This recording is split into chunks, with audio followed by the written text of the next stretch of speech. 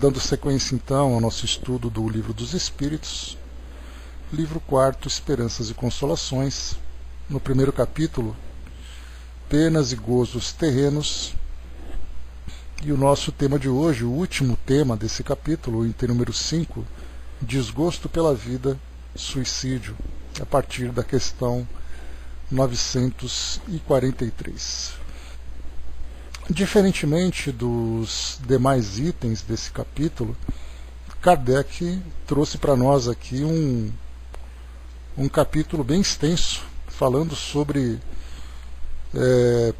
diversas perspectivas desse tema, do suicídio, do desgosto pela vida, e nós vamos procurar então estudar aqui o nosso estudo de hoje, esse tema de hoje, como nós estudamos lá no Memórias de um Suicida, de uma forma bem racional, para evitarmos que esse tema cause em nós todas essas angústias que infelizmente acabam sendo provocadas quando nós entramos nesse assunto, imaginando todos os dramas que cada um vive, mas tentarmos entender exatamente da nossa perspectiva, nós estudantes da doutrina espírita, que seguimos aqui a nossa jornada com essa nossa convicção, com essa nossa certeza de que tudo se encontra no caminho, na forma como deveria estar, e cada um aqui suportando as suas provas, as suas expiações, alcançando as suas conquistas, essa certeza da presença dos nossos amigos espirituais sempre nos impulsionando para esse nosso avanço aqui nesse nosso caminho. Então, procuraremos sempre analisar dessa forma mais técnica possível esse tema de hoje. Kardec começa aqui então na questão 493 e naturalmente nós vamos contar aqui também com os esclarecimentos de Miramês, aqui do Livro dos Espíritos comentado, que certamente vai agregar para nós aqui uma visão mais profunda, uma visão mais abrangente desse tema, agora da perspectiva espiritual.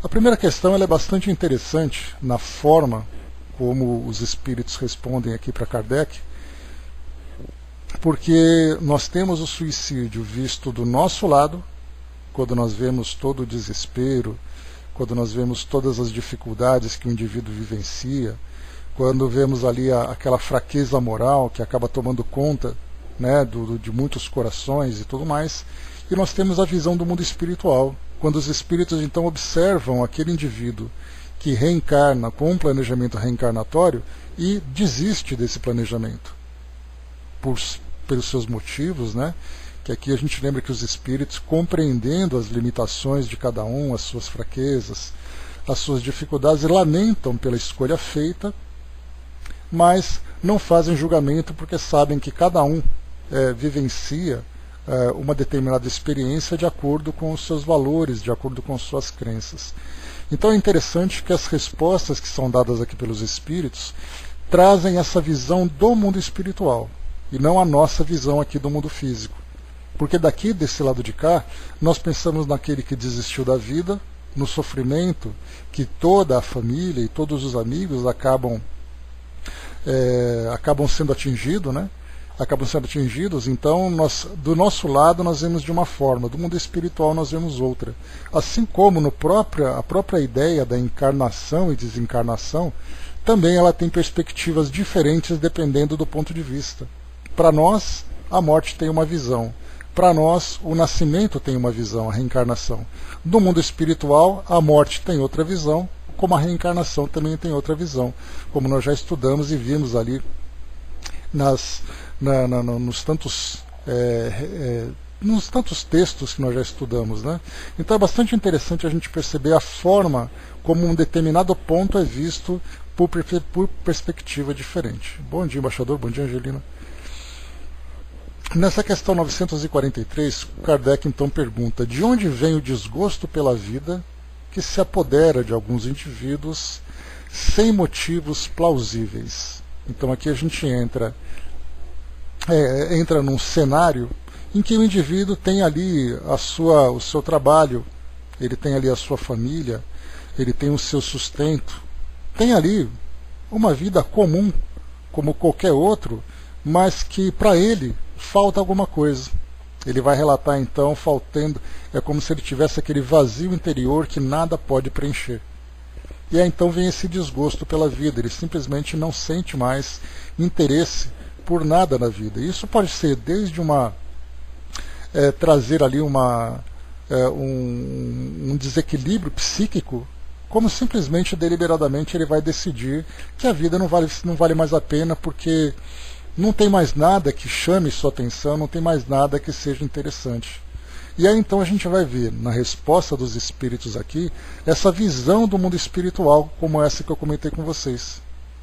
Essa visão então diferente da nossa, que a gente pensa que o indivíduo não deve estar bem, que o indivíduo passa muitas vezes por uma depressão profunda, porque ele tem ali os seus motivos para tomar essa decisão, e do mundo espiritual é visto de uma forma diferente. Ele diz assim: de onde vem então esse desgosto pela vida, né, sem que tenha nada de plausível? Efeito da ociosidade, da falta de fé e geralmente da saciedade. Então, quando a gente coloca ociosidade, quando a gente fala em ociosidade, não é apenas aquele indivíduo que não tem nenhuma atividade produtiva, mas muitas vezes a própria mente se torna produtiva. E aí então nós encontramos, né, passando ali uma determinada fase da vida, principalmente quando vai chegando naquela fase em que aposentadorias vão surgindo, o indivíduo começa então a sair daquela rotina que ele tinha anteriormente, a vida perde completamente o sentido, porque a sua vida girava em torno de uma atividade constante, de uma rotina que ele precisava cumprir, de compromissos que ele tinha por obrigação de cumprir. Mas aí então ele sai dessa fase e a vida se torna ociosa. Ou mesmo outros, durante outras fases da vida, da mesma forma também se veem diante dessa ociosidade. Porque ele trabalha por obrigação, faz as coisas por obrigação, mas ele mesmo não vê nada que para ele se torne prazeroso. E daí então a gente vê essa ociosidade, para outros a falta de fé, e para outros a saciedade. Ou seja, é como se ele tivesse já conquistado tudo que para ele fosse importante e não tem mais nada para fazer. Porque na verdade ele traçou objetivos para a sua vida, de objetivos profissionais, objetivos acadêmicos, e de repente ele fala: bom, eu não tenho mais nada para fazer de interessante. A vida simplesmente perdeu a graça. Aquela família já se tornou uma relação acomodada, e aí então ele começa a perceber realmente a falta de brilho naquilo que a vida pode oferecer. E ele continua aqui, o espírito: para aqueles que exercem as suas faculdades com um fim útil e segundo as suas aptidões naturais, o trabalho nada tem de árido e a vida se escoa mais rapidamente. Ou seja, a vida flui com mais rapidez. Suportam as suas vicissitudes com tanto mais paciência e resignação, quanto mais agem tendo em vista a felicidade mais sólida e mais durável que os espera. Então nós vemos que a construção da vida de uma pessoa, e quando nós falamos em construção, nós falamos em todas as tarefas que ele realiza, todos os projetos que ele põe em prática, objetivos que ele coloca na sua vida. Então essa ocupação e essa preocupação em estar constantemente em movimento faz com que essa ociosidade e essa saciedade não se instale na mente de um indivíduo. Aqui nós lembramos que é o desgosto pela vida. Nós não falamos, por exemplo, do suicídio, que é causado por doenças, por grandes fracassos. Simplesmente um indivíduo que tem tudo para ser feliz, entre aspas, dentro dessa felicidade, né? Porque ele tem ali uma vida com segurança material, ele tem uma vida com companhias, ele tem uma vida bem estruturada, e mesmo assim a vida não tem sentido. Então é nesse sentido que nós colocamos, né? Porque nós temos ali várias causas que levam a pessoa a chegar nesse ponto extremo de tomar uma decisão como essa, de se auto-exterminar. Bom dia, Gilda. Dudu colocou um pouco mais acima aqui que vai ter uma palestra no Instagram com o André Trigueiro. Deixa eu voltar um pouquinho aqui. Na live, né? Deixa eu ver aqui, amanhã no Instagram às 9 horas. Né? Então teremos aqui 9 horas da manhã André Trigueiro falando sobre esse tema, né? E como eu falei para vocês, é muito interessante porque vai ser falado de uma perspectiva aqui do mundo material, quando os espíritos têm uma perspectiva diferente do outro plano. A Cindizinha colocou: a depressão se encaixa nesse desgosto pela vida. Pois é, a ideia que a gente coloca do desgosto é um indivíduo que tem ali todas as condições de ter uma vida saudável e ainda assim ele faz essa opção.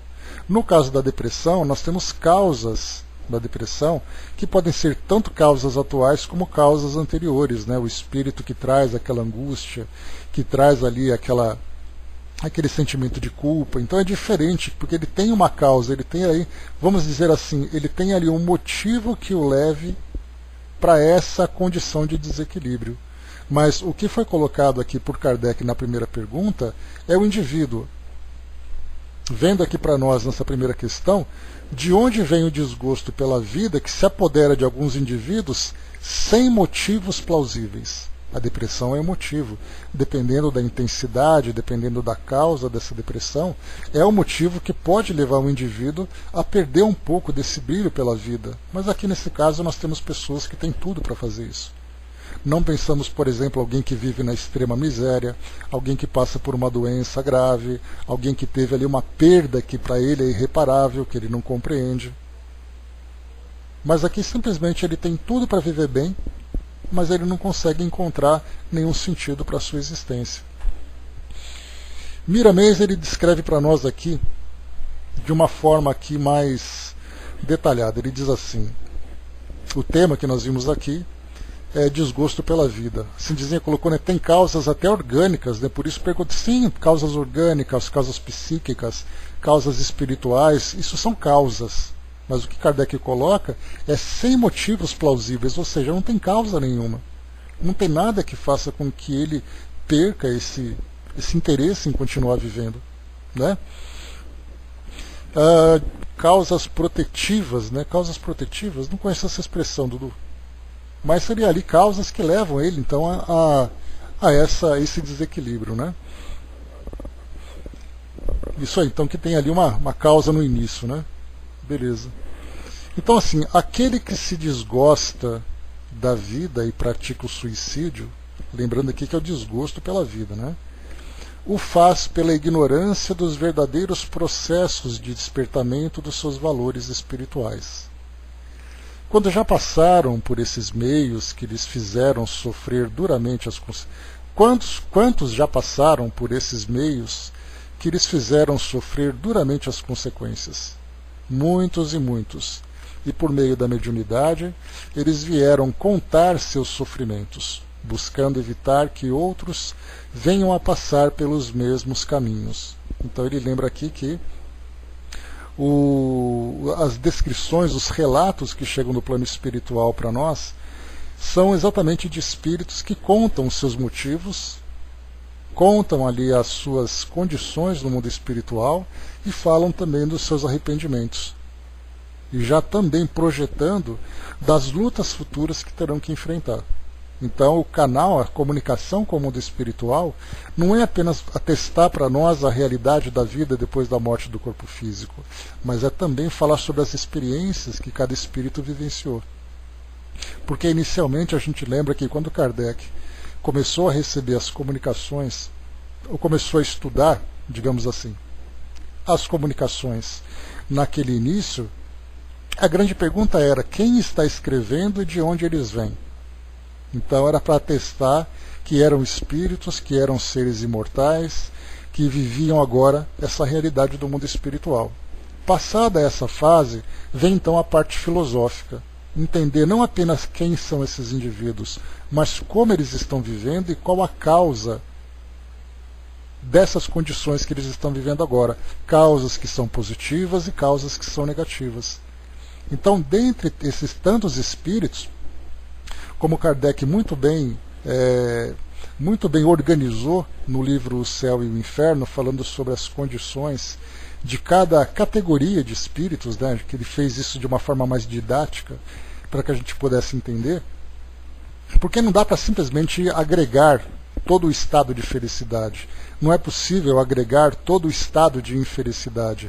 Até mesmo felicidade e infelicidade, ela se mostra de formas diferentes para cada indivíduo. Porque há aquilo que me faz verdadeiramente feliz e há aquilo que faz o outro verdadeiramente feliz. Cada um ali tendo a sua causa real, a causa verdadeira de uma felicidade verdadeira, assim como também de uma infelicidade verdadeira. Então Kardec procurou agregar todos esses depoimentos para mostrar para nós agora, nesse aspecto filosófico, as condições desses espíritos. E dentre esses espíritos, dessas condições, vieram então os suicidas. E aí falavam sobre as suas condições, os seus arrependimentos, os planos futuros que eles têm, passada essa fase inicial de tantas dificuldades, mostravam ainda essa mesma apatia, esse mesmo desgosto, mesmo estando no mundo espiritual. Alguns demorando mais tempo para se recuperar, outros menos tempo. Então tem aí essa imensa variedade, porque cada indivíduo é um universo bastante particular. E cada universo traz ali as suas dificuldades, traz ali as suas virtudes, traz ali as suas conquistas e fracassos. O Hermes colocou lá em cima: é preciso saber lidar com nossas emoções, não devemos nos censurar por senti-las, mas sim julgar a decisão do que faremos com elas, né? Isso depende muito, né, de uma sabedoria que vai nascendo em nós, sermos capazes, né, de analisar aquilo que nós estamos sentindo e saber o que fazer com tudo isso. E esse é um dos grandes problemas que nós vemos no mundo hoje, que as pessoas vivem as suas dificuldades e ficam completamente perdidas, principalmente porque sequer reconhecerem a sua natureza espiritual. Dudu colocou: o filho foi designado para ir para a guerra, né, e pela lei americana, né, o pai receberia os recursos da sobrevivência da família pobre. Com o medo desse filho ir para o campo de batalha, esse pai se mata para que o filho ficasse em casa tomando conta de sua irmã pequena. Isso foi contado por André Trigueiro há pouco, né, suicídio protetivo, né? Assim, esse relato ele veio inclusive do próprio livro O Céu e o Inferno, que era um filho que era rimo de família, e aí então para não ir para a guerra o pai cometeu suicídio, né? Essa é um pouco da história que está sendo contada lá no livro O Céu e o Inferno, que a gente já estudou esse tema. Então vamos lá. Se tudo tem uma razão de ser, não podemos nos basear nesta razão, cruzando os braços em sequências de atitudes que nos fazem sofrer. Existem, essa é a verdade. Existem, essa é a verdade, muitas coisas que ainda estão escondidas nas dobras do tempo, e não chegou a hora de serem reveladas. Todavia, a posição do homem é esforçar-se para dar exemplos nobres em todas as suas atitudes. Ele deve ser um semeador, que deve saber que somente colhe o que planta. Nessa atitude, procura selecionar o que lança na terra dos corações. Deves e podes fecundar o amor em todas as direções da vida. Consciente dessa verdade, o mundo se tornará para ti um paraíso.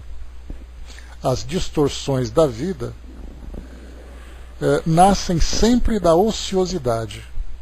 O trabalho é a melhor terapia para a vida equilibrada. Então aqui a gente já entra num ponto importante, né, quando nós falamos sobre a laborterapia, que é uma expressão que eu uso bastante aqui nos nossos estudos, mostrando que os espíritos procuram sempre fazer quando o indivíduo vai em busca de uma orientação, é que ele trabalhe como voluntário, principalmente aqueles que têm, por exemplo, uma fonte de renda, uma família bem estruturada, porque tendo esses recursos à sua disposição, ele não tem motivo nenhum para poder se ocupar, não tem motivo nenhum para poder se desgastar fisicamente ou emocionalmente, porque o seu sustento já está garantido.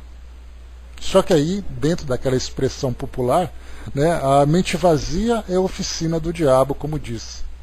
E aí, nesse caso, quando nós estamos nessa ociosidade, a vida perde completamente a perspectiva.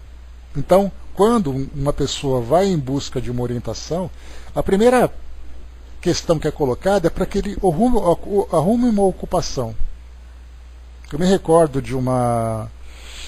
comentei com vocês já sobre isso, uma série de reportagens que foi transmitida o ano passado, se eu não me engano, no jornal da Band, que falava sobre a depressão.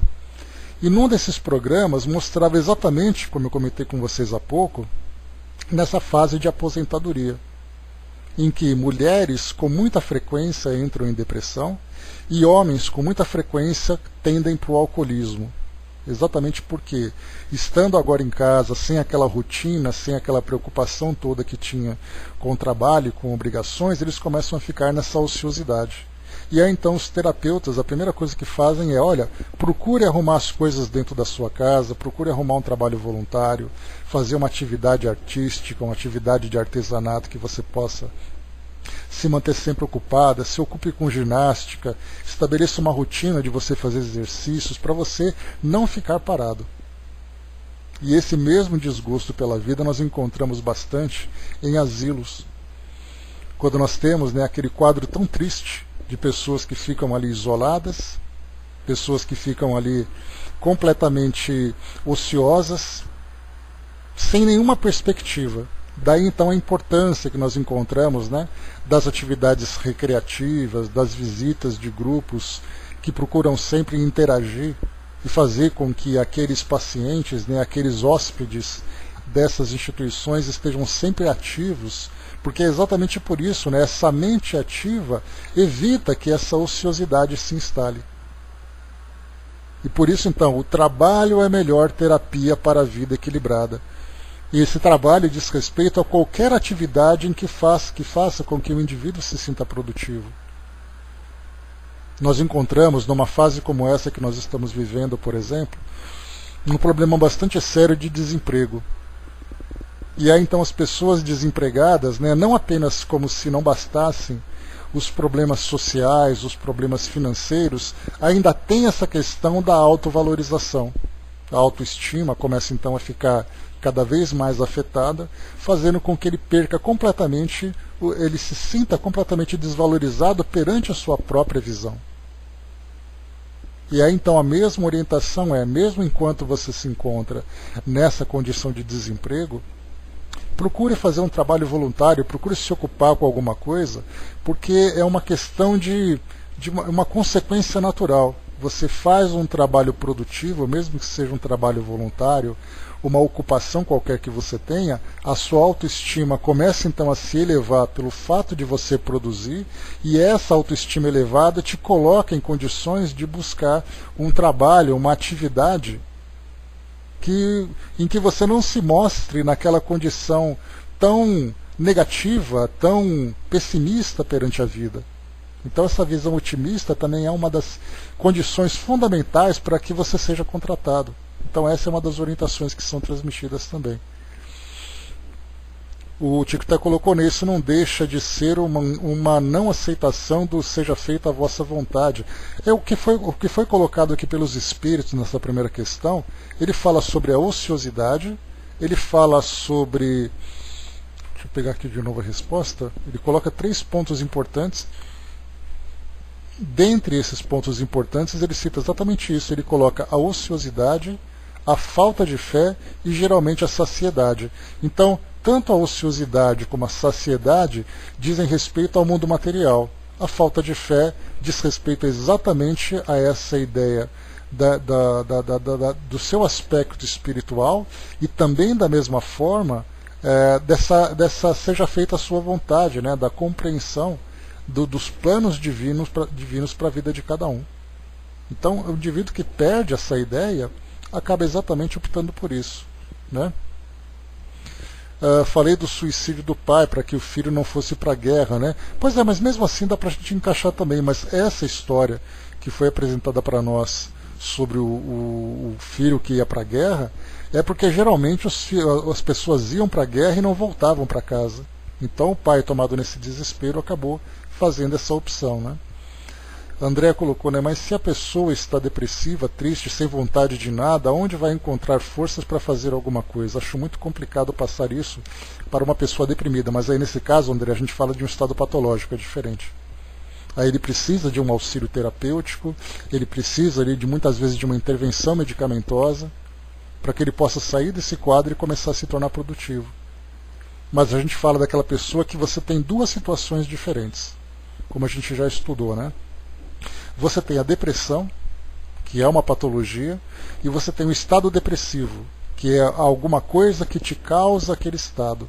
E muitas dessas pessoas que acabam entrando nesse estado depressivo é exatamente por causa dessa mudança de atividade, o indivíduo que, como eu falei para vocês, no caso da aposentadoria, no caso de uma separação numa relação que termina, do desemprego, enfim, várias situações que vão causando. Mas no momento em que o indivíduo consegue recuperar aquilo que foi perdido, ele volta no seu estado de equilíbrio. Aquele desempregado que se encontra num estado depressivo, quando ele arruma um emprego, ele volta a se tornar aquela pessoa otimista, aquela pessoa de bem com a vida. Aquela pessoa que se encontra num estado depressivo por estar aposentado, por estar ocioso, quando ele arruma uma ocupação, quando chega, por exemplo, a gente vê bastante isso, né? Quando chega ali um idoso que chega o neto, muda completamente a vida dele. Porque ele começa a viver em função do neto, e aquele estado depressivo se transforma. Então existe a diferença entre a depressão, doença, e o estado depressivo causado por uma situação que pode ser transformada. A gente viu, né, o trabalho do Chico mostrava muito isso, nessas comunicações que chegavam do plano espiritual, nesse aspecto consolador, que era exatamente para tirar essas pessoas dessa condição de sofrimento por não compreenderem o sentido da desencarnação e verem a morte como algo definitivo. Então são duas situações diferentes, e é importante a gente separar uma coisa da outra. Marion colocou, né, para quem tem esse entendimento é fácil, né, mas e quem não tem? Por isso que a doutrina espírita tem esse papel de fazer com que esse conhecimento seja disseminado, Marion. Porque os espíritos colocam, né, que o Kardec, inclusive, ele falava bastante isso, que um dos pontos principais da doutrina espírita é levar esse entendimento sobre a imortalidade, sobre a realidade da vida, sobre a continuação de acordo com aquilo que o espírito vive aqui no mundo material. Esse era o trabalho, era o objetivo principal que ele tinha. Agora, aquele que não se interessa, os espíritos acabam sendo bastante objetivos nesse sentido. Eu quase disse a palavra frios nesse sentido, mas não é isso. Mas os espíritos são bastante objetivos. Se você vive uma vida preocupado com aquilo que o mundo material pode te oferecer, preocupado com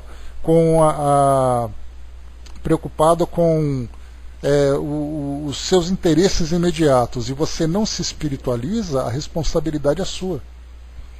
Porque se você tivesse interessado em conhecer mais sobre a sua natureza espiritual, sobre a realidade da vida espiritual, sobre os ensinamentos morais que transformam o indivíduo, você não entraria por esse caminho.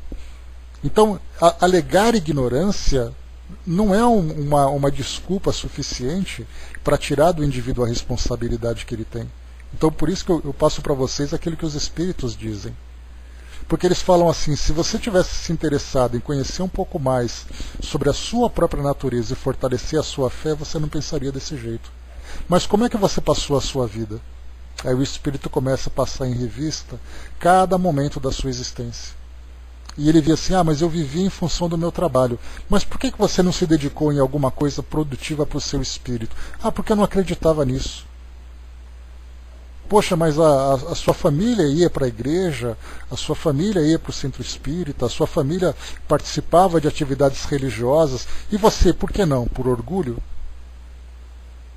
E aí então o indivíduo começa a fazer uma retrospectiva sobre a sua própria história, e ele vê que ele foi o responsável por negar a si mesmo essa oportunidade. Então, a ignorância pode até, de certa forma, atenuar um pouco da sua responsabilidade. Porque às vezes você era muito ocupado, porque às vezes você não concordava com alguma coisa, e aí você se afastava, mas isso não te isenta da responsabilidade das escolhas que você fez. Isso não é desculpa. Porque ele poderia, por si só, dizer assim: eu estou com vontade de conhecer alguma coisa que me fortaleça espiritualmente. Mas ele não fez essa escolha. E aí então como é que a gente vai colocar? Marion colocou, né, quando se está no desespero por não ter comida para a sua família é complicado. Por isso que a gente fala, né? Diferente dessa primeira questão que os espíritos colocaram, é quando você não tem uma causa plausível. O indivíduo que vive esse estado depressivo, sem dúvida nenhuma, isso é realmente uma grande justificativa para que ele entre nesse estado depressivo, mas ao mesmo tempo é uma luta, faz parte da sua prova. E alegar assim, ele era desempregado, então, porque ele não via mais perspectiva, ele cometeu suicídio. Todos nós que reencarnamos, trazemos os nossos desafios. E esse é um desafio que precisa ser vencido. Agora a gente imagina assim, o indivíduo está desempregado, por exemplo, trazendo essa situação, e aí nesse desemprego ele procura de todas as formas arrumar alguma coisa para fazer. Porque os espíritos também falam isso, olhando desse lado espiritual, com bastante racionalidade, ele diz assim: se você tivesse vontade, você poderia até não trabalhar naquilo que faz parte do seu ofício, mas você arrumaria alguma forma de sobreviver. Agora, em vez de você arrumar alguma coisa mais simples, que você poderia considerar como um trabalho mais humilde, para você se transforma em humilhação. Aí já entra como causa o orgulho. Então nós vemos assim a vida aqui de uma forma muito diferente que os espíritos veem. Quando eles dizem assim: olha, se você fosse humilde, você saísse por aí perguntando se alguém precisa de algum tipo de trabalho, se você fosse trabalhar numa atividade mais simples, você não teria problema para sobreviver. Mas você não se acha digno de fazer alguma coisa tão simples fora daquilo do que você fazia. Então isso era o orgulho que acaba limitando o indivíduo. E o orgulho também é uma das grandes mazelas aqui do nosso mundo. Então, assim, a visão do mundo espiritual é bem diferente dessa visão nossa, onde nós temos ali as tantas desculpas, as tantas justificativas, né, que para o mundo espiritual isso não funciona. Porque todo mundo poderia fazer isso. Aquele indivíduo que é humilde e que faz aquele trabalho simples, ele sobrevive. Por que aquele indivíduo que se acha também importante não pode sobreviver da mesma forma? Eis aí o problema. Voltando um pouquinho, deixa eu ver aqui, a Jane colocou. Pensando aqui, hoje temos tantos canais, palestras, missas, cultos, revistas, cartazes, amigos, médicos e tantos outros. Isso é um freio para não cometer um erro. Mas seu livre-arbítrio conduz para o erro ou não. Posso pensar assim, né? O que levou ao suicídio? Abandonar a luta. Mas pensando nos assistidos de rua que lutam para sobreviver com dificuldades, mas em muitos encontram uma força que às vezes nos impressionamos com tanta fé sem saberem ao certo o que significa. Vivem simplesmente ali naquele automatismo, mas estão vivendo. Ontem mesmo, né, foi uma coisa bem... Ontem não, antes de ontem, uma coisa curiosa. Eu assistia ao programa Globo Rural, passando ali domingo de manhã, e aí mostrou sobre essa preocupação, né, da pandemia que acontecia em algumas cidades de Minas, né, principalmente cidades pequenas de Minas, aqui no sul de Minas, perto de São Paulo. E aí então entrevistou um senhor que é aposentado, que vivia ali isolado no seu sítio, ali na sua chácara. E aí então ele escrevia, e ele escreveu uma frase assim que quando ele comentou isso, eu falei: essa é uma frase que eu vou ter que passar para vocês aqui. Ele diz assim: são poucas pessoas que vivem bem, muitos apenas existem.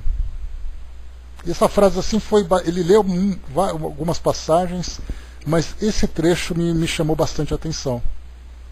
Porque nós vemos assim que viver bem, ele depende de aspectos nas várias formas, nos vários aspectos que formam o ser humano.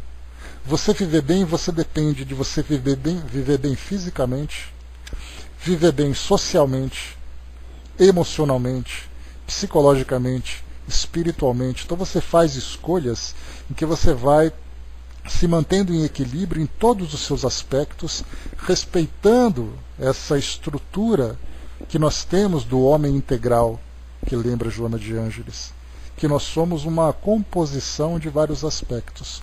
E o homem que sabe viver bem, que vive com sabedoria, que faz as escolhas certas, ele vai então se estruturando. Ele tem bons relacionamentos, ele não é aquele indivíduo que se isola, que vive no seu egoísmo, nos seus caprichos. Ele cuida do seu próprio corpo, ele tem noção da sua alimentação, daquilo que ele ingere, da manutenção da máquina que ele precisa utilizar. Emocionalmente ele se encontra bem porque ele está em plena atividade para manter as ocupações, a cabeça sempre ocupada, sempre se sentindo produtivo. Espiritualmente ele se fortalece buscando aquela escola religiosa que para ele é suficiente. Quando você se estrutura dessa forma, você consegue viver bem. E são poucos que vivem bem. Mas quando você não consegue se manter dessa forma, muitas vezes por ignorância e por escolha, mais uma vez lembrando que ignorância não é uma desculpa, você, nos tempos de hoje, com tanta informação que nós temos, você não pode dizer que tomou aquela decisão porque não sabia. Ah, eu não busquei uma religião porque eu não sabia que era importante. Eu não ocupei a minha mente porque eu não sabia que isso me deixaria doente. Eu não parei de usar bebida alcoólica, ou mudar a minha dieta, ou ser ocioso, ser ali dependente químico de alguma substância, como o tabagismo, por exemplo. Eu não me tornei um indivíduo sedentário, eu fiz tudo isso porque eu não sabia que a minha vida dependia disso tudo. Não é desculpa. Então poucos vivem bem, e muitos apenas existem. E esses que apenas existem vivem com perspectivas muito pequenas, que no momento em que essas perspectivas caem, que elas deixam de existir, o indivíduo fica se perguntando, e agora, o que eu faço da minha vida? Simplesmente porque ele não construiu nada de produtivo para se transformar. Exato, Flávio. Então, quer dizer, oportunidades nós temos, nós construímos ali a nossa vida a partir de todo o conhecimento, de todas as relações, de todas as oportunidades que vão sendo passadas para nós. Mas a gente quer sempre o caminho mais fácil. E escolhendo esse caminho mais fácil, a gente sempre vai ter ali as dificuldades depois. Porque a gente sabe que para poder construir algo realmente sólido é um trabalho muito duro. E um trabalho que exige de nós ali esforços das mais variadas matizes, né? A Sonja colocou para nós, né, o ator que se suicidou ontem, né, tendo depressão, tem atenuante, né? É o Flávio Migliaccio, você coloca? Eu não sabia que ele tinha cometido suicídio. Eu vi ali apenas que ele foi encontrado morto, né? Essa foi a notícia que foi colocada, mas eu não sabia. É desse que você fala? Eu não sabia, não tinha lido essa notícia. Então, assim, nesse caso, a gente vê também que são situações que vão levando o indivíduo a perder esse interesse, né, porque deixou um bilhete, eu não tinha visto, não vi esse complemento de notícia, né, porque a gente vê assim que parecia que o indivíduo viveu ali, tinha tudo para viver bem, porque ele teve fama, ele viveu na televisão, etc, etc, mas infelizmente quando tira isso, acaba perdendo todo o sentido da sua existência, né, acaba perdendo. O Hermes colocou, né, somos também natureza, possuímos as estações da alegria, do entusiasmo, da moderação e do desânimo, assim como como primavera, as da primavera, do verão, do outono e do inverno. Hamed ilustrou assim de uma forma perfeita, né? Assim como também a própria vida tem essa fase toda, né? Leon Denis também fala sobre isso, que cada vida nossa, né, representa uma estação do ano, onde você começa com muita potência e com o passar do tempo você vai diminuindo um pouco essa força, mas aí você precisa ter ali aquela reserva, aquela reserva toda, né? Eu não vi, eu só estou comentando aqui o que vocês falaram, né, Chaconete? Tomara que não, espero que não, porque seria assim um caminho bastante triste para poder, uma saída bastante triste para concluir uma existência, né, como todos, né? O Hermes colocou lá em cima, em muitas circunstâncias podemos considerar a depressão como natural período de transição. São tempos de mudança e crescimento, épocas de tristeza que antecedem novos horizontes, de emagrecimento do ser, amadurecimento do ser, em constante processo de evolução, né? Então tem a depressão, o estado depressivo, a diferença de uma coisa para outra. A Jane colocou: não fique isento à sua falta de coragem, irá sempre espiar. Lembremos que a misericórdia divina está presente, né? Falta de ter esperança, falta de crer em Deus, ser rebelde às leis. A lei vai responder, né? Então, infelizmente, é realmente essa lei de causa e efeito. Seguindo aqui conosco com o Hamed, com o Miramês, desculpem, ele diz assim ainda: falávamos aqui sobre o trabalho, lembrem, né? O trabalho é a melhor terapia para a vida equilibrada. Então pensemos nisso. Uma lição valiosa para nós. Sempre lembremos disso. O ato de Deus para criar constitui-se no trabalho cheio de esperança. Tudo ele fez e faz com amor, e tudo espera de seus filhos, que para tanto foram criados nesse amor. Para nos instruir, ele mandou seu Filho do coração, Jesus, para nos mostrar pelo exemplo como devemos amar. Tudo responde ao nosso amor, das pedras aos espíritos puros, no plano das atividades a que pertence na escala da evolução. O desgosto pela vida vem por falta de atenção ao dever e esquecimento de compromissos. Nas tuas orações, deves pedir somente trabalho, pois o trabalho digno te inspira a fraternidade e a alegria. Começa pelos labores materiais até atingires a essência do exercício da caridade. Então começa pelos labores materiais, ou seja, por aquela obrigação que você tem de trabalhar para sobreviver. Quando você passa dessa fase de trabalhar para sobreviver, você trabalha por prazer. E esse trabalho por prazer entra o sentimento de fraternidade. Então a grande maioria do nosso mundo hoje, nós observamos muito isso, que são aqueles que trabalham para sobreviver, esperando o prazo para poder se aposentar. Porque aí depois, quando ele para de trabalhar, aí ele acha que vai começar a curtir a vida. Então o trabalho para ele não é uma curtição, ou seja, ele não trabalha porque gosta, trabalha porque precisa. E nós observamos isso com muita frequência nas nossas relações cotidianas. Basta você perguntar para alguém: se você pudesse hoje ganhar na loteria, o que você faria? Eu pararia de trabalhar. Rapidamente essa seria a primeira resposta. Mas depois você faria o quê? Eu ficava viajando, curtindo a vida. E esse curtindo a vida significa o quê? Você produz o quê? Que aliás tem uma mensagem bem interessante daqueles áudios que nós ouvimos, né? Que o título é Que Produzes? Então quando chegarmos no final da nossa existência, retornando para o mundo espiritual, a gente vai ter que se deparar exatamente com esse balanço. Olha para a sua vida e o que você produziu exatamente com todas as oportunidades que você teve. Você teve oportunidade intelectual, você teve oportunidade profissional, você teve a saúde do seu corpo físico, você teve a sua vida bem estruturada. O que você produziu exatamente nesse período? E aí então vai ser exatamente o tribunal da própria consciência que vai fazer com que o indivíduo julgue as suas atitudes. E ele diz assim ainda para nós, para finalizar: o desgosto pela vida nos conduz a um enfado. Ou seja, né, o indivíduo enfadado é aquele que simplesmente já ficou saciado, não tem mais nada que o satisfaça. O desgosto pela vida nos conduz ao enfado. Procura incentivar teu próximo, ainda mesmo quando seja ele de pouca idade, a desenvolver algum trabalho, mesmo não precisando de trabalhar para viver. O trabalho é sinal de grandeza da alma, e quando ele é feito com honestidade, é Deus se movendo nas tuas mãos e Jesus filtrando os teus pensamentos.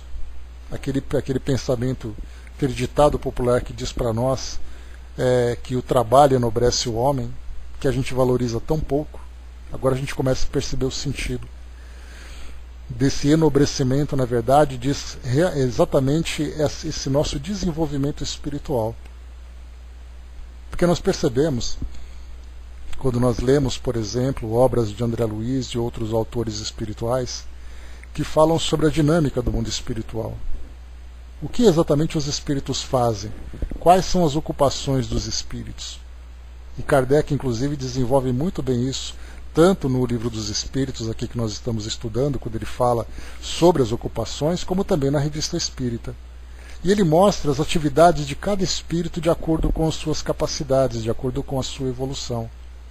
Mas nós percebemos que essa atividade no mundo espiritual, ela é constante. E todo espírito que volta ao mundo espiritual, ele inevitavelmente será conduzido a uma atividade produtiva. Ele vai sair daquela fase de desequilíbrio, ele vai se recuperar e vai ser encaminhado para alguma coisa que seja produtiva. Então a gente percebe que esse impulso para o trabalho é algo que faz parte da lei natural, só que ele vai se desenvolvendo gradualmente dentro de cada um, no coração de cada um, na consciência de cada um. E ele diz ainda aqui: quando Jesus estava na terra a serviço de Deus, nos deu uma amostra da sua certeza do dever cumprido e do que deveria suportar para fazer a vontade daquele que lhe enviou. O trechinho do livro de Mateus. E, cuspindo nele, tomaram o caniço e davam-lhe com ele na cabeça. Mas o mestre, convicto do seu dever, e que se encontrava no trabalho com o Pai, sofria calado, porém, esplendendo de contentamento, pois, vencido pela ignorância dos homens, era vencedor com Deus, no despertamento espiritual das criaturas para a vida eterna. Se sofres no trabalho com amor, continua a trabalhar, que as pedradas se tornarão em flores no futuro, e vencerás com Jesus, o que significa a maior vitória para o teu coração. O que acontece é que, por vezes, não buscas a raiz. Mais tarde compreenderás, no perpassar dos tempos. Deus conhece a hora certa para revelar as suas leis e a sua vontade. Aumenta a fé e trabalha em muitas frentes para que possas compreender um pouco mais de todos os acontecimentos. Assim, serás feliz com o que irá acontecer. Não julgue os desesperados como os que se desgostam da vida. Eles são igualmente filhos de Deus, feitos para os mesmos destinos. Quem sabe se os grandes instrutores não passaram pelos mesmos caminhos em passado remoto. É por isso que eles têm paciência conosco e nos esperam o despertamento, qual um nascimento para a vida feliz. Então, bem interessante esse final que é colocado para nós, né, porque mostra que até mesmo os espíritos mais elevados, que hoje são as nossas referências, né, de mentores espirituais, até eles também passaram por essa fase de desenvolvimento. Nenhum espírito nasceu pronto. Todos nós, seguindo essa mesma lei, nós vamos nos desenvolvendo gradualmente. E nós estamos nessa fase. É uma fase de transição entre fazer aquilo que nós queremos e aquilo que nós devemos. E eu sempre comento com vocês, né, de um trecho do filme Gladiador, né, aquele mesmo, né, vencedor de Oscar e tudo mais, numa passagem em que o general Maximus, precisava tomar uma decisão quando ele foi convidado pelo imperador a assumir o seu lugar. E aí então ele conversou com aquele que era o seu cavalariço, e ele dizia assim: o que você faz? O que você faz, né? Como você faz as suas coisas, né? Como é que você organiza ali aquilo que você faz, aquilo que você gosta? Ele diz assim: na maior parte do tempo eu faço aquilo que eu devo, no restante eu faço aquilo que eu gosto. Também uma daquelas frases, né, bastante sábias, que são observadas nesses roteiros que eles apresentam e que delas nós tiramos grande lição. Você viu 2 vezes só Hermes. Eu já decorei falas desse filme. O Flávio colocou, neste domingo passado, né, tivemos uma live com Rossandro, Marlon Rickdal, Andrei Moreira e Suzana Simões, onde colocaram a impressão de cada um sobre o início da pandemia. Colocaram suas dificuldades, desequilíbrios momentâneos, tal como o que sentimos nós, cada um em seu grau. Vale a pena ver, né? O título é Café entre Amigos e está no canal espiritismo.net, ou Espiritismo Net no YouTube, né? Então, para quem quiser ali ver um pouquinho mais, né, nós vimos 4 palestrantes espíritas falando, cada um analisando ali a sua própria experiência diante da pandemia. Então é bem legal a gente ver assim que percebemos que falar de espiritismo é uma coisa, mas viver a experiência no cotidiano é outra. E eles vão dar para nós esse depoimento, bem legal. Deixa eu ver aqui, o Hermes colocou, né, ninguém quer sofrer e quando sofre se desespera, né, se esquecendo de muitas vezes o sofrimento é a passagem para a evolução espiritual. Mas os próprios espíritos colocam, como Kardec também, Hermes, no Evangelho segundo o Espiritismo, as causas desse sofrimento. Porque nós temos ali, como nós estudamos com André Luiz, nós temos ali a dor, sofrimento, e temos a dor, evolução. Então essa dor, evolução, mostra para nós isso. Muitas vezes a dor vem como uma mola, né? Vem ali uma força propulsora para nos tirar da ociosidade. Então a dor, muitas vezes, vem exatamente para nos tirar dessa imobilidade. Mas, de um modo geral, a dor que nós vivemos, as dores que nós vivemos, acabam sendo criadas pelas escolhas que nós fazemos. Escolhemos ali situações problemáticas, e se a gente vai procurar a gênese desse sofrimento, nós vamos encontrar que é uma escolha que nós fizemos ou deixamos de fazer. Então, infelizmente, somos nós os responsáveis por essas mesmas experiências.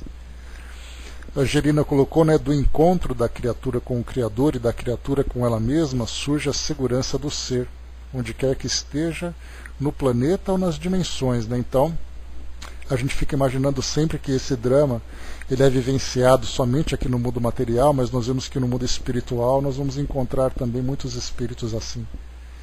Eu me recordo até de uma passagem que nós já lemos juntos lá no livro Nosso Lar, quando André Luiz então começa a ser dirigido a um dos ministros, né, que inclusive no próprio filme Nosso Lar foi interpretado pelo Paulo Goulart. Então eles eram atendidos em dupla e André Luiz foi com uma senhora. E aí então ele observava que essa senhora, para todo tipo de ocupação que era sugerido para ela arrumava uma desculpa. Porque ela não gostava, porque ela tinha coisa melhor para fazer, porque ela estava preocupada com isso, preocupada com aquilo. E aí depois a essência que nós vimos ali dessa passagem é exatamente que nós encontramos esse espírito de acomodação, esse espírito de ociosidade dentro de indivíduos, independente do plano em que eles se encontram, principalmente nessa faixa em que nós estamos agora. Próxima questão, vamos lá.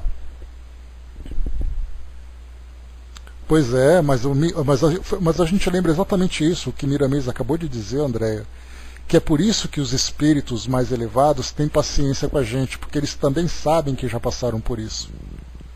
Porque é muito fácil a gente imaginar que um indivíduo do alto do seu pedestal, do alto do seu trono, é capaz de olhar para baixo e ficar julgando as pessoas.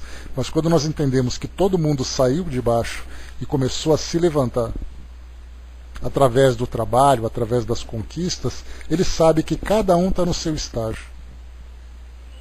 A senhora já colocou, né, a dor vem realizar o que o amor não consegue edificar, né? Então, muitas vezes, para tirar a gente dessa dificuldade, dessa resistência, vem exatamente a nossa professora mais amorosa, que é a dor, que nós a classificamos, né, como sendo ali a nossa grande vilã, e Joana de Ângeles mostra que é a grande professora. Próxima questão, vamos lá. 944. Falamos então do desgosto pela vida sem motivos plausíveis. 944, Kardec pergunta: o homem tem direito de dispor da própria vida? A resposta: não. Somente Deus tem esse direito. O suicídio voluntário é uma transgressão dessa lei. E depois na questão 944A, o suicídio não é sempre voluntário? O louco que se mata não sabe o que faz. Então nós temos ali na questão 944. Para entendermos que somente Deus tem esse direito, o homem precisa compreender o que é Deus. E esse certamente é um desafio para todos nós. Kardec, quando ele trouxe para nós a primeira questão do Livro dos Espíritos, que é Deus? A sua primeira pergunta, tirando ali aquela personificação de quem é Deus ou de o que é Deus. Quem é Deus como um ser, uma personalidade. O que é Deus como sendo uma coisa. Então, o que é Deus exatamente? E aí então os espíritos classificaram como sendo aquela inteligência suprema, a causa primeira de todas as coisas. Que mesmo assim, quando nós estudamos esse item, essa questão, nós vimos ali a grande dificuldade de entendermos exatamente o que significa isso. Porque nós espíritas temos uma facilidade de lermos e estudarmos essas expressões, essas respostas dos espíritos, como se essa fosse a resposta definitiva para tudo. Mas na verdade nós não conseguimos entender o significado. Porque para nós é sempre algo, é alguma coisa ou é alguém. Esse algo que não é nem alguma coisa, nem alguém, foge completamente da nossa capacidade de raciocinar ou de racionalizar. Então os espíritos colocaram como Deus sendo essa inteligência suprema. Então nós espíritas começamos a ter uma ideia de que, sendo a causa primeira de todas as coisas, significa então que tudo é uma criação divina. Então a existência de Deus para nós é uma convicção. Ainda buscamos respostas, certamente cada um tem ali as suas próprias dúvidas, cada um busca a resposta mais adequada, né, para preencher essas lacunas que ficam, eles são tantas lacunas ainda, porque nós estamos agora no começo dessa jornada em que a nossa consciência começa a despertar. Então o entendimento sobre Deus para nós ainda tem um caminho longo pela frente, mas nós já encontramos a direção. Agora, quando nós encontramos no mundo pessoas que acreditam em Deus como tendo ali apenas uma questão protocolar, porque você tem que ter uma religião para se conectar com algum tipo de sagrado, para você tentar preencher aquele seu vazio e tudo mais, a vida não pertence a ele. Ou a vida não é somente Deus que tem esse direito. Mas nós temos direito sobre nós mesmos. Somos nós que fazemos as nossas escolhas. E isso dá para nós também esse mesmo poder. Porque essa autoconfiança, que quando nos dá esse poder tão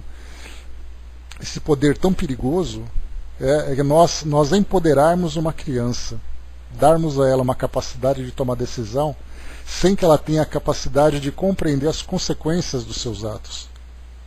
Assim é para nós, porque a doutrina mostra então essa construção desse nosso raciocínio, mostrando sobre a existência de Deus, mostrando a nossa natureza como criaturas divinas, mostrando para nós a nossa capacidade evolutiva, mostrando as leis que regem a nossa existência, como a própria lei de causa e efeito, que nos traz aquele aprendizado dentro daquela pedagogia divina que faz com que nós aprendamos com as próprias escolhas. Nós não somos conduzidos maquinalmente dentro de um programa para fazer a coisa certa. Nós aprendemos a coisa certa observando os resultados. Então é através dessas tentativas de erros e acertos que a gente vai então moldando a nossa personalidade e conduzindo nossas vidas. Então nós estamos abraçando uma filosofia que nos dá de uma forma clara as regras da evolução espiritual. É como se nós estivéssemos ali procurando nos nossos manuais o manual de como evoluir espiritualmente. Nós encontraríamos então todo o conteúdo que a doutrina espírita nos proporciona, sem fantasias, de uma forma racional. Mas quando nós olhamos para o nosso mundo hoje, as pessoas buscam Deus, não sabem como. Buscam a felicidade, não sabem como. Nós também não sabemos muito. Mas nós temos pelo menos ali uma diretriz para seguir com bastante confiança. Então, mas de um modo geral nós não vemos isso. E exatamente nesses momentos de maior desespero, em que as pessoas procuram sentido para aquilo que tentavam construir e não conseguiram. por falta exatamente dessa lógica, por falta desse entendimento. E aí então, quando o indivíduo se vê isolado, é como se ele fosse, ao reencarnar, ou ao nascer no mundo espiritual, ele fosse lançado de um avião com paraquedas, recebendo um tapinha nas costas, dizendo boa sorte, se vira. E aí então ele se vê aqui no mundo e ele diz, quem tem que tomar conta de mim sou eu mesmo. Então sou eu que tomo as decisões. E aí então vem esse poder perigoso. Esse poder que pode ser autodestrutivo, infelizmente acaba sendo autodestrutivo. Porque se eu posso tomar as decisões que eu quiser e eu tenho a capacidade de tomar essa decisão, eu vou fazer aquilo que para mim é conveniente. E muitas vezes essa conveniência vem exatamente através dessa minha da interrupção dos desafios que eu preciso viver. Então, nesse caso, o suicídio voluntário é uma transgressão dessa lei. E aí nós vamos entender que o suicídio, por exemplo, lembrando que o suicídio também afeta aqueles que têm que abraçam a mesma filosofia que nós.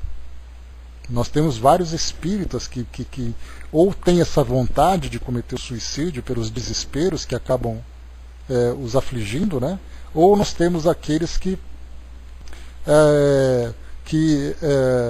cometem de fato o suicídio. E aí a gente pensa assim, mas por que pode um espírita cometer suicídio? Sim, porque nós sabemos assim que essa é uma resposta que nós damos com muita clareza e de certa forma com bastante simplicidade na resposta, não no contexto. Porque embora o conhecimento preencha a nossa mente, nos mostre a realidade, ninguém conhece as sombras que existem no coração das pessoas. E muitas vezes essas sombras são muito mais poderosas do que essa pequena luz que começa a se acender. E aí então o indivíduo diz assim, eu compreendo que é assim, mas eu não suporto mais isso. E acaba depois fazendo essa escolha tão triste e tão difícil. Porque a doutrina muitas vezes vem como um kit de primeiros socorros. Mas isso não vai fazer com que ele saia do desafio que ele tenha que enfrentar. Então, para muitos, esse desafio acaba sendo pesado demais, independente da sua crença. Para outros, esse desafio acaba sendo superado, porque essa crença acaba fortalecendo. Mas é exatamente o desafio que ele precisa vivenciar. A Jane colocou regras fáceis de entender quando queremos. Falar e saber falar, instruir e instruir bem, ouvir e saber ouvir. Todos somos trabalhadores de Deus. Vamos lembrar de Jesus, que veio implantar na terra o trabalho verdadeiro, o que não esquece o amor, né? Então o trabalho começa exatamente com esse despertar do sentimento de fraternidade, como foi colocado aqui por Miramês. Primeiro a gente começa a trabalhar materialmente, depois a gente começa a despertar a fraternidade.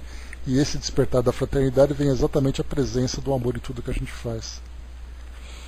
O Hermes lembrou ali, né, ao reencarnarmos trazemos a mochila cheia de ferramentas, e se soubermos usar, seremos felizes, caso contrário, né? E o detalhe, né, Hermes, é que a gente vê que depois de uma certa jornada, nós encontramos pessoas com a mochila cheia de ferramentas enferrujadas, porque tinha tudo para fazer, mas acabou não fazendo, porque achou coisas melhores para fazer, né, dentro da visão dele.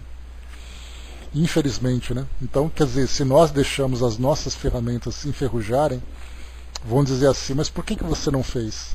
Você levou, só não usou.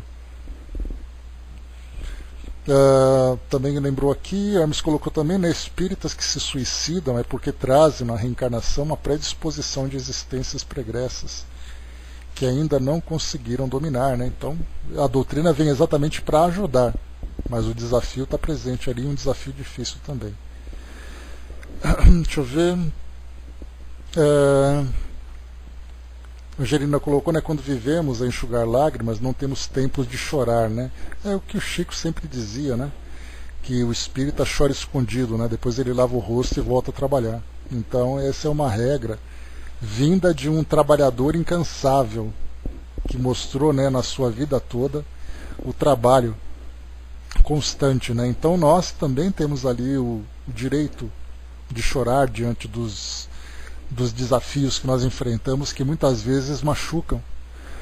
Mas o nosso princípio fundamental é exatamente esse, né? Compreendermos que nós somos instrumentos divinos de trabalho. Então choramos, cansamos, lamentamos, depois nós levantamos e continuamos.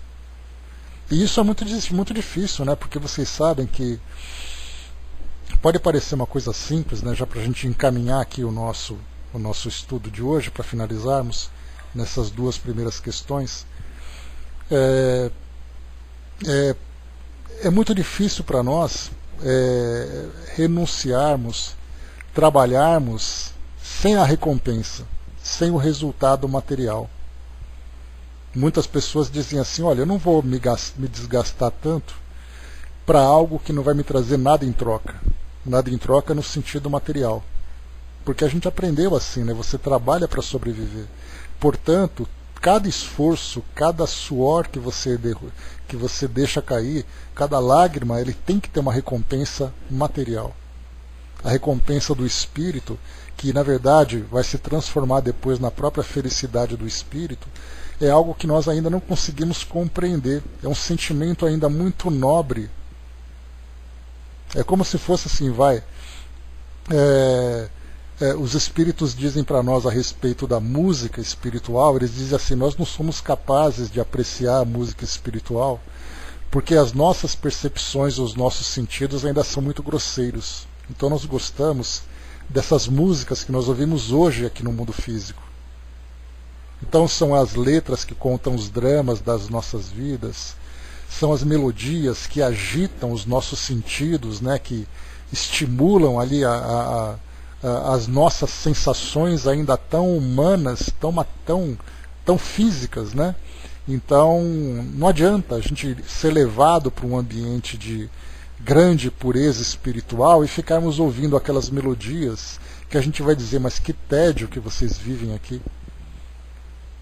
Eu estou com saudade de ouvir aquelas músicas que eu ouvia antes. Então acontece a mesma coisa com relação aos sentimentos, com relação aos valores.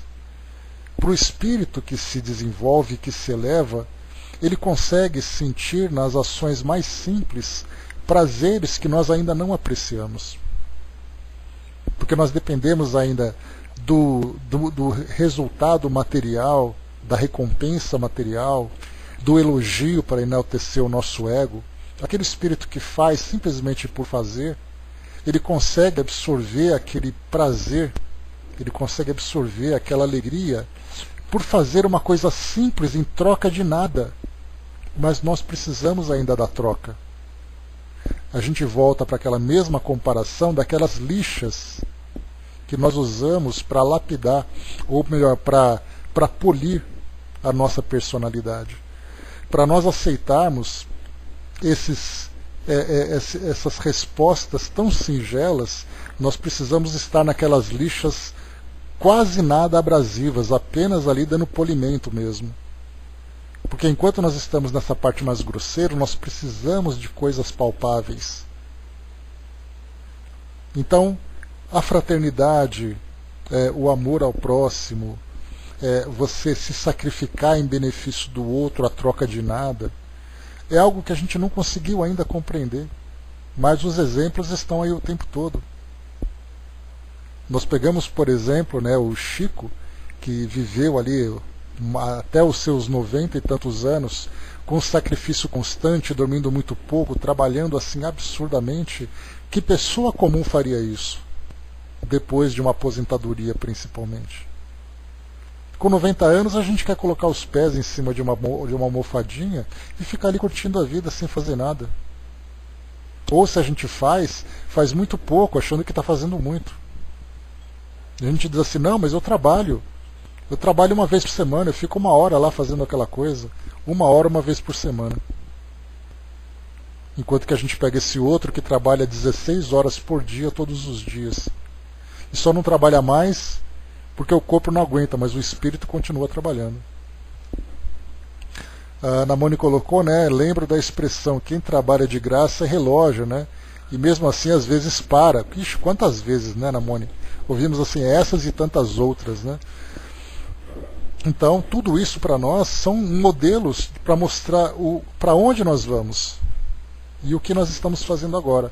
Por isso, então, para poder concluir o nosso raciocínio, que já que a gente está falando desse tema tão denso que é o suicídio, é exatamente isso, né? Nós percebemos que esse desgosto pela vida, essa falta de valorização pela vida, é exatamente a falta de desenvolvimento desses valores. Quando nós desenvolvermos esses valores nobres, nós perceberemos a importância que é nós estarmos aqui. Perceberemos a importância, inclusive, dos próprios desafios e obstáculos que vão surgindo na nossa vida. Porque aí então eu vou perceber, não, esse desafio é algo que eu tenho que superar. Ele está me machucando, mas eu não posso parar. Enquanto que outros vão dizer, mas eu não consigo passar, então eu vou parar por aqui porque não dá para continuar. Porque nós já começamos a entender o sentido de tudo aquilo que nos envolve. O Hermes colocou, né, o corpo pode não corresponder ao trabalho, mas o espírito não deve parar, né?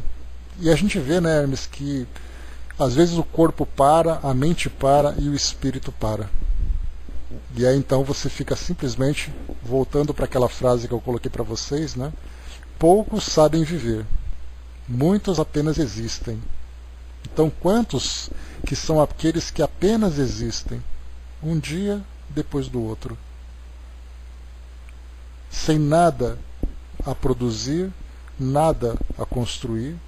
Dá para a gente imaginar o que é viver dessa forma? Eu espero que nós não consigamos imaginar isso, porque a nossa mente está numa frequência tão diferente que para nós agora a vida se transforma a vida se modifica completamente.